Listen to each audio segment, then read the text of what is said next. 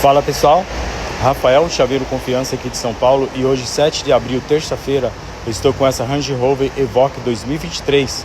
Esse carro aqui foi feito troca de módulo KVM e adição de uma chave.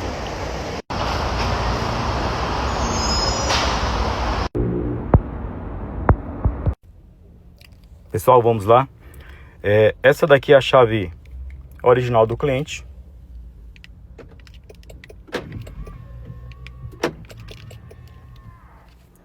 Nossa chave também no padrão original.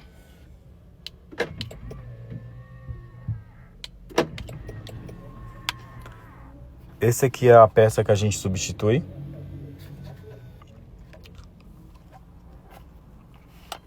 Vou fazer o teste da partida.